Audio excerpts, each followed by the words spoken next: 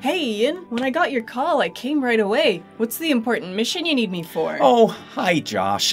Well, as you know, we're all really excited about 9.1. Oh boy, is 9.1 ready? It's not. Oh boy. Do we have a release date? We don't. Okay, well that sucks. Yeah, and I need to find out why. So, through this door is the office of the head of 9.1 development, who promised that the patch would be finished months ago. So, I need you to go in and ask what the problem is. I mean, you're the game director, Ian. Isn't that kind of your job? Oh yeah, totally, but I'll be honest, I find him kind of scary. I really need your help. Okay, fine. Hey, 9.1 guy. I was playing on my shaman the other day, and something happened which made me realize that we really need to get this patch out pronto. When's it gonna be done? It'll be done when it's done. I'm working really hard, okay? Do you think it might be done soon? Yeah, sure, no problem. It'll totally be done by the end of the expansion. That sentence doesn't make any sense. Well, I got some big creative decisions to make which can't be rushed, and soon as it's done, I'll let you know, okay? Okay, you promise? Yeah, sure. I think that went pretty well. Well, back to work. I just can't decide. Knowledge is power. Hello Internet, Taliesin here, and welcome to the weekly reset, Taliesin and Evitel's Wondrous Wisdomshow. In a week where, fam, I'm incredibly happy and relieved to report to you that we finally have a release date for Shadowlands patch 9.1, Chains of Domination. That's right, at last, after, and I'm not sure if I've ever mentioned this, the longest ever opening patch in World of Warcraft expansion history, we finally have an actual real-life day this year when we will be able to play new content in this game that we all play. Because, as predicted by the wider WoW creator community, Blizzard took their chance at Summerfest 2021 to announce that date, to jubilation in a loyal community which has suffered in this nearly 8 months of a dearth of updates, and not a moment too soon. Because now everyone is hyped and ready to go on our Chains of Domination adventure. It's how I would have started this episode if we had had a 9.1 release date announcement this week. But we didn't. There's been no announcement. We have no idea. We all still think it's going to be very soon. As in, like, people are still saying last week of June, or my own personal prediction, the first week of July soon. But with each passing day of no announcement, that time frame obviously becomes less and less likely. And it's starting to make people pretty edgy. And understandably so, because that thing that we decided was going to happen might not happen. And that sucks. And here's the thing, I am very aware of how much even making this episode is setting me, myself, up for absolute humiliation. Because these shows take a while to make, you know? So yeah, when I wrote this segment, and now as I'm recording this segment, and presumably while future me is editing and rendering and publishing this segment, there has indeed been no 0.1 release date announced. But let's be honest, this completed episode is probably going to go live on Monday, which means at any moment Blizzard could decide to announce the release date and make this whole opening look very stupid. And you know what? I'm absolutely fine with that. If you are watching this video, well, thanks, you're awesome. Smash that like button, check out our Patreon. But if you're watching and thinking in your massive handsome brain, hang on, what is Taliesin talking about here? We just had a 9.1 release date announced. I saw it on Wowhead. And if that has happened, if Blizz were doing their usual thing of basically just sitting on a big content drop or announcement, seemingly just waiting for me to make a video going, hey guys, how about that thing that hasn't happened there? That kinda sucks, right? I'm totally telling it like it is right now, before going ahead and making the thing happen an hour or two after I published the video, therefore making me look like a total dweeb and kind of ruining the last 2 days of work that I've put into making the video, then honestly, I would be thrilled. Like, genuinely, head over heels, about to have one of the best wanks of my life thrilled. I'd crack open the champagne, the Prosecco, I'd do a little dance, I'd phone all my friends and tell them that I love them, and I'd go to sleep happy and contented and a bit drunk with a little smile on my face, about to have sexy dreams about Korthia. It would be good news if this video is completely ruined by a 9.1 release date announcement. So if you are watching this video and Blizzard have already given us the date, instead of writing in the comments, comments. Sucks to be Taliesin, Blizz just destroyed your video and your ass with their latest blue post. Instead, write, Taliesin, congratulations, I am so happy for you, and also please never call me on my personal number at 2 AM to tell me that you love me ever again. But at this very moment, as I record this, we have not had that announcement, and we do not have a date, which is incredibly frustrating. For one, it's kind of hard to see why we haven't had a release date yet. The patch is actually in a pretty advanced stage. It would seem like all the content that actually needs to be made, like assets, environments, and mobs, and dungeons, and raids, and mounts, and mount recolors, and actual physical content. There's a very incomplete in-game cutscene that's just been added, which we are not going to spoil here, but which we will link to in the description if you want to see it in all its blue and white checked cube glory, and which is clearly part of that final missing chapter of the Covenant campaign. And that doesn't need to be ready till week 7 of the patch, so who cares? All the content has been made and is in place. All that remains is the tuning of various numbers. Class tuning and Covenant abilities and Legendaries are being updated, but not at the rate that they have been in previous weeks. There's that Mythic Plus rating system, which is still being implemented, but which looks in principle to be at a place that Blizz are happy with. Honestly, the biggest single numbers tuning of note in the past week has been the loot in Tazavesh no longer being upgradable with Valor. Wait, what? Hold up. Okay.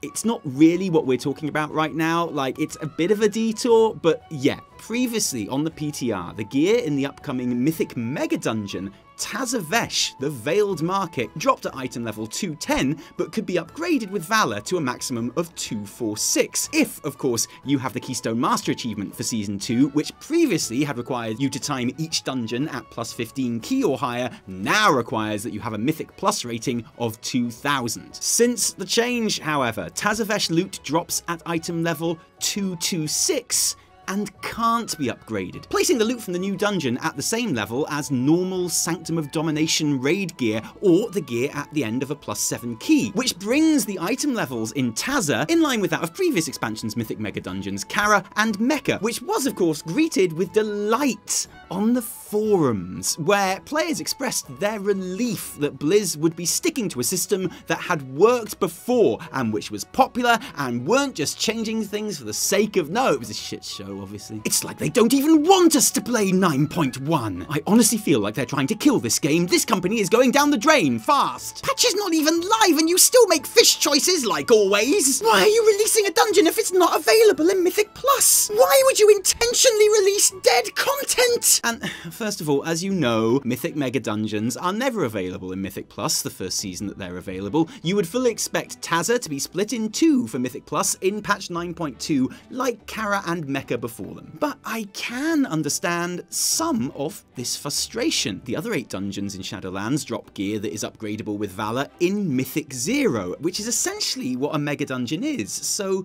why not Tazavesh? I think that's a fair point to bring up, even though I agree with the counter-argument. So, for one, does 226 gear make the dungeon pointless from a reward point of view? Well, just going by Season 1's numbers, 75% of players have not completed Ahead of the Curve or Keystone Conqueror, which means that normal raid equivalent gear is absolutely relevant to 3/4 of the player base. But I understand that everyone who watches this show is definitely more skillful and baller and handsome and gamer than that. Which would you rather? That Tazavesh gear drop at 210 so you can spend thousands of Valor to upgrade it to 246, which would take you countless weeks to earn even if you could earn enough, which you can't because of the progressively increasing season Valor cap? Or would you rather the dungeon drop normal raid level gear, probably 10 item levels higher on the final boss if you've activated the data mined hard mode of the dungeon? Personally, this is my subjective opinion, as a player, I prefer the latter option, and I think in practice the vast majority of the player base will too. But whatever, you can disagree with that, I don't care, because it's not what we're talking about. My point is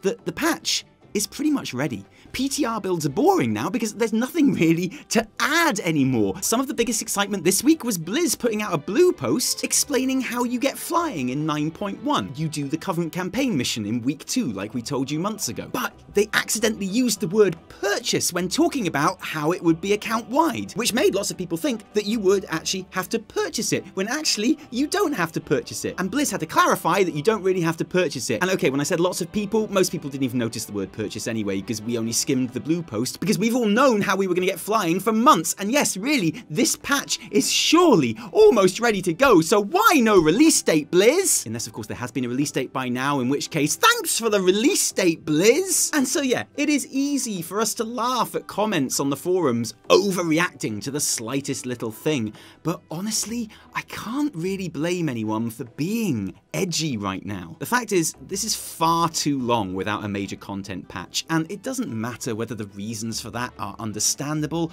or not. It's too long to expect people to still be having fun, and unfortunately, WoW players aren't very good at being bored with WoW. Like, most of our guild is bored of 9.0 right now, and so most of my guild are playing other games and logging into WoW in smaller amounts, or sometimes not at all, until Chains of Domination hits.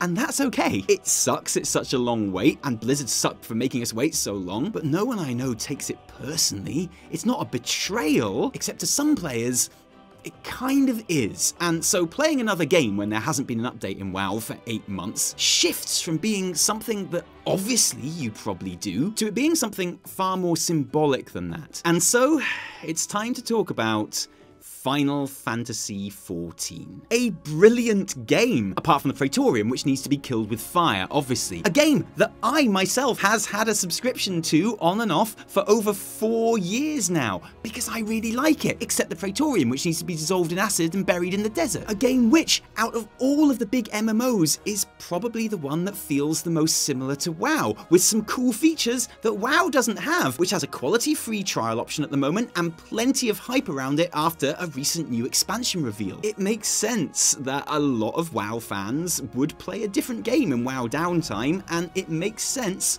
that they choose Final Fantasy XIV. And I'm glad people are playing 14. Like I say, I've been playing it for longer than we've been making videos on this channel, but for many, it can't just be that simple. And Final Fantasy XIV can't be allowed to just be a good game that you should play if you like good games. It has to become a stick to beat WoW with, which is kind of sad. Like, you know, if you get an awesome new girlfriend and every time she asks to go out, you insist on taking her somewhere you know your ex will be to show her off? I'm just saying, that's not a great basis for a relationship, and some of you are totally doing that right now. Not all of you, obviously. I mean, I'm not. I've been playing this game for years and I think it's great, apart from the Praetorium, which should be stabbed in the eye and erased from history like Ed Norton's Hulk. And this week, much fuss was caused by an article on the internet quoting a website which said that for the first time, Final Fantasy XIV now has more active players than World of Warcraft. A genuinely impressive feat, if it's true. And for the record, I think that at this moment in time, it probably is true. Don't know if you noticed, but there's not much happening in WoW, and there's a good 9 years of excellent story content to play through in 14, which a lot of people have never even touched. Added to the fact that popularity is generally iterative. The more popular something is, the more enticing it is to other people who otherwise might not have been interested. So for the record, I think the overall point of this article could be true, and for understandable reasons, but I think it's also important that we look at the data critically and admit there's actually no data here. Obviously, sub numbers and engagement numbers aren't public in either case, and so all of these figures are estimates based on, and I quote, online social activity, sentiment tracking, public statistics, rankings, and more. Man, who would need more on top of those comprehensive and airtight methods? And look, no hate whatsoever for whoever runs this site. I am certain that they never meant their figures to be taken this seriously by anyone. This site is clearly a passion project that is run for fun, and they clearly don't do that much work for it. They list WildStar as having 13,000 active users, which is definitely not true. And the reason for that is, as described on the site, most of these estimates are based on social media activity, including sentiment tracking. And if you don't know what sentiment tracking is, well, don't worry, because neither do I, but it just so happens I know someone who does. In fact, it just so happens I know someone who used to do quite a lot of it herself for some quite big and important organizations. And the good news is, you know her too. Welcome, Evitel. Hello, yes, I'm afraid Tally is right. In my previous life as a producer, I spent quite a fair amount of time working with community management, and I'm therefore very familiar with the practice of sentiment tracking and the software it uses. Now, it's been a year or two since I was at the bleeding edge of this stuff, but I feel like I can probably offer a little bit of insight, and my insight basically boils down to it's absolute bullshit. The way it usually works is that an app trawls through social media posts with a certain tag or word, and then tries to figure out what sentiment is there, whether it's good or bad, positive or negative. You know, if it reads a Reddit post that says, "I hate WoW," then it'll be like, negative. If it's like, "I love WoW," it'll be like, "Aw, that's positive." As I see it, there are probably two main problems with using it as a method to track player numbers in online MMOs. Firstly, the software is generally quite easily confused. If it reads a comment that says, "Oh boy, I really love it when Blizzard shits all over my life and blesses me with another week of wonderful anima grind, what a great way to spend my time," it could well count it as a positive sentiment rather than the negative one that it obviously is. If it reads a comment that says, "Another day of the Praetorium spitting in my mouth and stepping on me until I cry in FF14, well, honestly, I don't even know if that's supposed to be a good thing or not, so what chance does the software have? I think it should be a good thing? I don't know. So there's a pretty wide margin for error, is what I'm saying. But much more important than that is problem number 2. Even if people are shitting all over a game on Reddit, it doesn't mean that they're not playing, right? And just because they're saying that a game is good, it doesn't mean that they are playing it. Like, if I started a Reddit post right now asking, what's better, Shadowlands or Super Mario 64? Guaranteed most of the sentiment in the replies would be much more positive about Mario 64 than Shadowlands, but it would be foolish to equate that into active player numbers at all. And basically, in my professional experience, I would be very wary about using it to estimate current active player numbers. With that being said though, I agree with Tally in that I kind of do totally believe there's probably more people playing 14 right now than Shadowlands. And that belief has mostly come from my own human sentiment tracking in the social media spaces where I hang out. So I'm doing the exact same thing, so maybe I'm totally full of shit. Anyway, I've been playing 14 on stream, I've got a cute dragon girl, I have no idea what I'm doing, it's awesome. Can't wait for 9.1. So yeah, there is basically no proof that 14 has more active players than WoW right now, even though I feel that it's probably true. And that's great! The more good games in the world, the merrier. Video games are awesome, and I like it when they're good. Final Fantasy 14 is good. I like it when the good games are popular. Who knows, I might even make a Final Fantasy 14 video soon, maybe about how much I hate Praetorium and how it should be encased in concrete and fired into the sun, I don't know. But my point is this, the wait for 9.1 has long since become damaging to the game. And the sad thing is, if you go back to videos we made when Shadowlands launched, where we are gushing over this expansion, praise which I think is well merited and which I stand by because 9.0 is a good ass patch. But even back then, I had a worried eye on the scheduling of this expansion and identified drawn out patches as the single biggest and most dangerous potential problem for Shadowlands going forward. And you know me, internet, I love being right. Thank goodness, because I so often am. Has there been a patch release date yet? Just checking, it doesn't really matter. But I am gutted to have been right about this. We called it the real tragedy of Shadowlands, and it really is. The good news is, the patch has to be very close, and it's generally considered to be a pretty good patch. And that's not just shilly old Taliesin saying that either. It's definitely the general sentiment of other creators and testers on the PTR. And I know, because I've been tracking that sentiment by, like, looking at Twitter sometimes, so it's pretty much fact at this point. In fact, it says a lot that the actual worst thing about 9.1, in my opinion, apart from the long wait to get it, is the colour palette of the new area, Korthia. I know why they went for washed out yellows and greys, but I think for many players from the outside, it just looks too much like the Maw. Just more oppressive, more stuff, you know? Which is a shame, because that's not how it plays at all. This will sound stupid, but I honestly think people would be a lot more hyped for Korthia if it was just brighter, like green and lush and vibrant and not like the Maw. It sounds dumb, and I actually think Korthia looks great, but that's just my feeling, you know? That's how I feel. Basically, my takeaway from all of this is that we need the 9.1 release date now, unless we just got it, in which case my takeaway is good. Unless we just got the release date and it's for like August or shit, September, in which case, you know, the Praetorium isn't really that bad. I could totally run the Praetorium again right now. So we held off recording this last bit until Monday, specifically in case there was news. And there was news! There was? There was! A 9.1 release date? No. Oh, what a surprise. But there was good news. Yeah, there was actually. Yeah. Our friend and esteemed cinematic director at Blizzard, Terran Gregory, tweeted some really important news, some really interesting news that might need explaining to a few of you.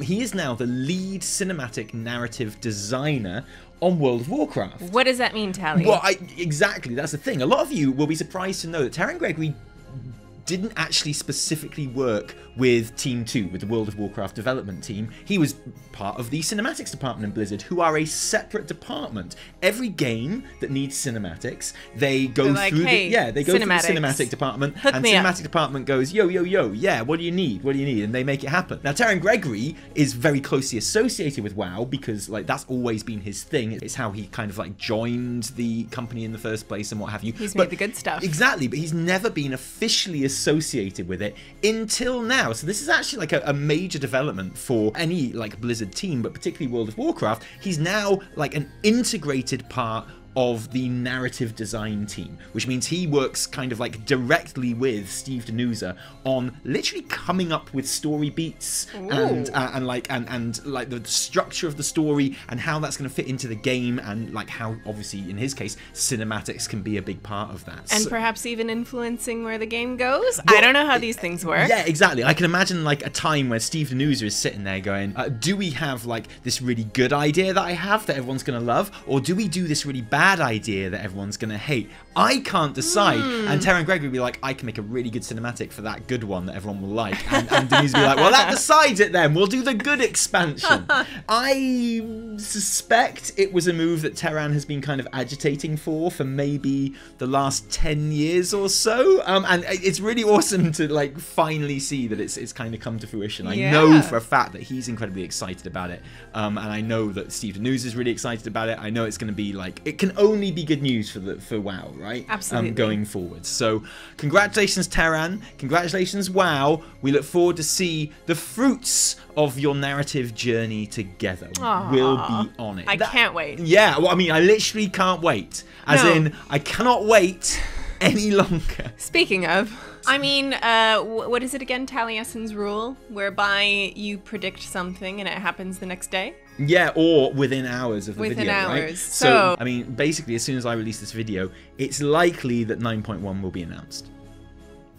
I mean, can you just say it's gonna happen? I'm just teasing. I will release this video right now. Thank you for joining us today. Press the button. Yeah, if you like this video, don't thank us. Thank our patrons who give their actual real life money to make all of our videos happen. Thank you, guys. Without you, there'd be a whole lot less Taliesin and Evitel. If you didn't like it, downvote the shit out of it. Remember, my name is Terran Gregory. Oh. No, from me, Taliesin. And me, Evitel. Until next time, cheerio. Oh shit, and Nyrin too. Cheerio. Oh.